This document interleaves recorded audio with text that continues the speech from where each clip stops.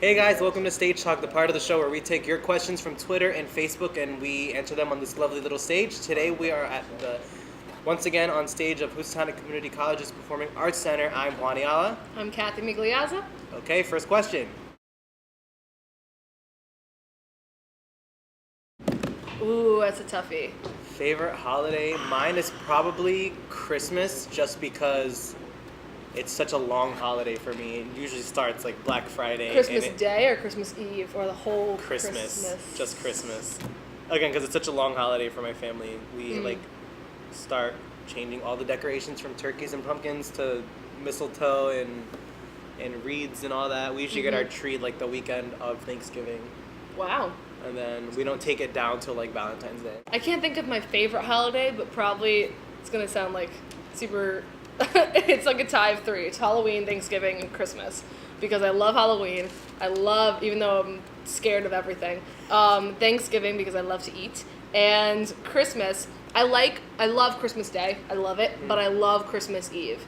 Because it's like the day before, you're really excited, you have no idea what's going to happen tomorrow with your gifts, and you're just like, everyone's really, really happy, and there's tons of cookies for Santa, and I love it, I love it, I love it. To our young viewers, the ones under like 10, I'm sorry, but Santa's not real. Don't say that. I'm sorry.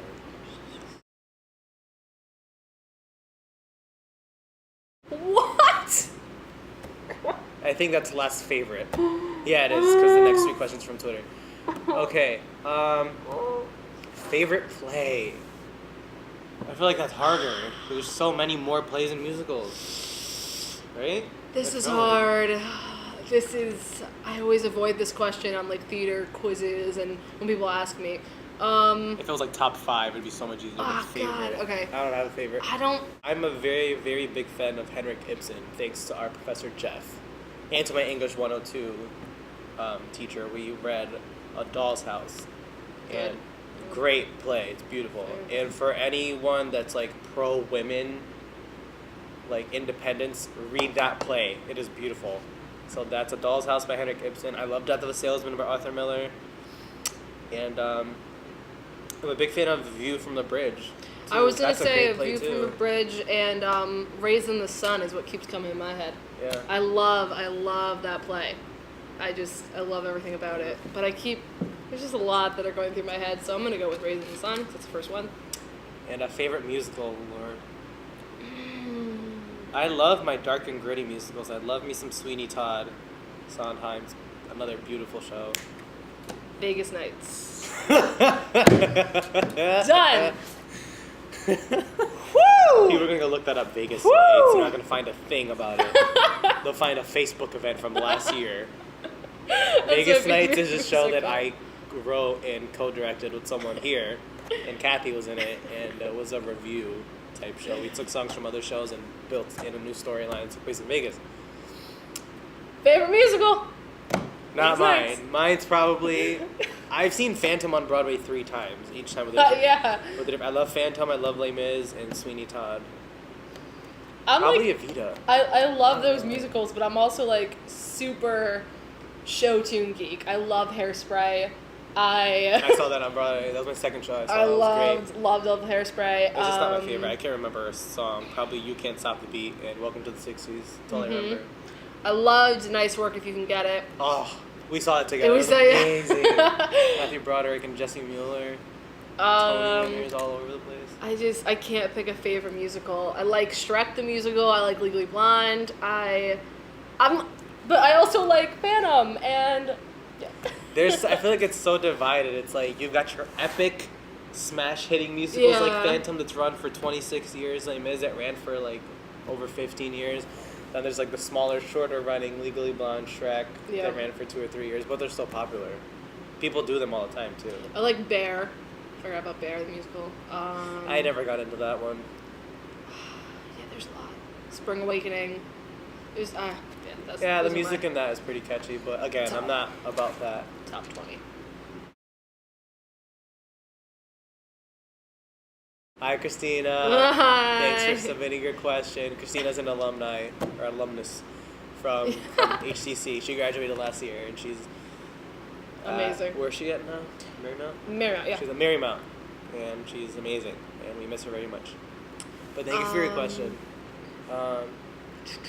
Next step in pursuit of our stage goals. Well, for me, right now I'm interning at the Klein while I'm at school, and next year I'd like to go intern somewhere in New York. Very cool. And possibly, if I can't start getting work in New York in the theater business, then I might transfer to Southern and get my bachelor's. Good idea. Because I'm getting my associates right now. But I mean, I know a lot of people in theater who are like, yes, if you didn't get formal training, then go to college, get your degree. But if you have the chops to start going to audition, then go. Go and start doing stuff.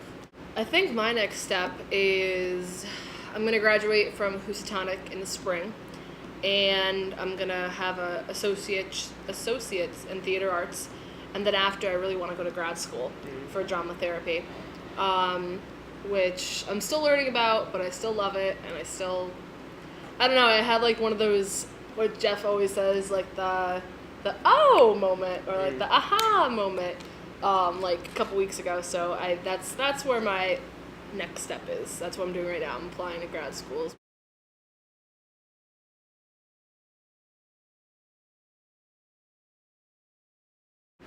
That's a good question. That's a great question. Thank you. Wow. Mariana Bedoya. You're lovely. Wow. Making me think. That's a big thinker. I feel like that happens in every single show. Sometimes it's not even a cast member. A lot of times, if you work with directors who have done a lot in this business, you're like, your strengths are so much bigger than mine.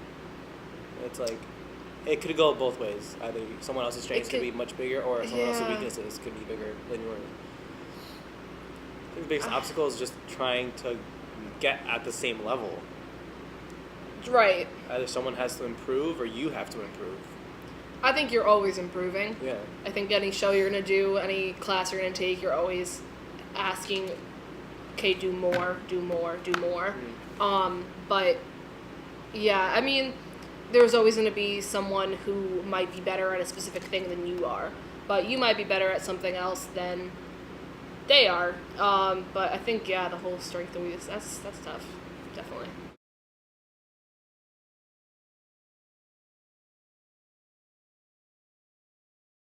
Oof, There are a lot of shows coming out in 2014. Yes. There is If Then with Adina Menzel. There's a revival of Raisin in the Sun with Denzel Washington. There's Hedwig and the Angry Inch with Neil Patrick Harris. Double yes. There's a revival of Les Mis. Another big yes. I've not seen that on stage yet. I've been in it twice, but I've never seen it. There's the revival of Cabaret with Alan Cumming and Michelle Williams and a bunch of other people. Those are all really good ones, though. Yeah, I feel like, my God, the Tonys this year are going to be ridiculous. It's going to be like people choking each other for trophies. I didn't even think about that. It's right. I think anything Neil Patrick Harris does will be great. What? Especially for revival. Because Cabaret is going to be revival. And Hedwig is going to be revival. Les Mis is revival. Raisin in the Sun. Isn't that right? Yeah, for a play. Oh, for play, yeah. But that's already 3 big contenders for revival of a musical. And then shows that already came out. There's First Date, Soul Doctor. I really want to see First Date yet. I didn't hear about that one. I haven't seen it yet. But yeah, there's a lot coming out. So yeah, it's going to be tough, very tough competitive year. That's why all these shows have big stars in them. Yeah. Adina Menzel's a huge draw. Neil Patrick Harris, Alan Cumming. You get Denzel Washington's a huge draw too. Star, and they all sell their tickets. That's how it works. Luckily, all of them are like stage veterans. Adina Menzel's been in theater since the '90s. Alan Cumming's been. Neil Patrick Harris has. It's not like when they brought Ricky Martin to Evita, which I saw, and it was a huge disappointment. It's like, I've done one show before, so I'm gonna come back and be the star. And then as soon as he left, they closed the show. I wish I saw it. Oh, wow. How long do we have? Wow. Okay, let me just... one of my best friends and my boyfriend absolutely love horror. They are obsessed with horror movies. They are obsessed with all the haunted hayride things. Love it. Unfortunately, I'm not. I hate it to no end. Things like that have always terrified me. Things like supernatural stuff. Like Oh, yeah, The Exorcist, Conjuring. yeah. Oh my god, I have yet to see that movie, but it's really scary. Like I can't handle it. Yep. It's awful. Freaky stuff. Scary movies. I think The Conjuring was probably the most terrifying movie I've ever seen. I think. I'm not seeing it. It's from Monroe, which is my hometown, so no. At least that's what I've heard. All the Halloween movies, Michael Myers was a big scare for me when I was a kid. Mm-hmm. Freddy Krueger, not really. Jason, Friday the 13th, I never really liked those movies. The remakes are awful. They're awful. Scary movies are scary. I don't like watching scary. It's not really a horror movie, but Cabin in the Woods is pretty good. Cabin in the Woods. That's such a huge controversy because people are like, is it a horror movie? Is it not? It's a not? parody of horror movies, but at the same time, you will get scared. Yep. So that's my opinion.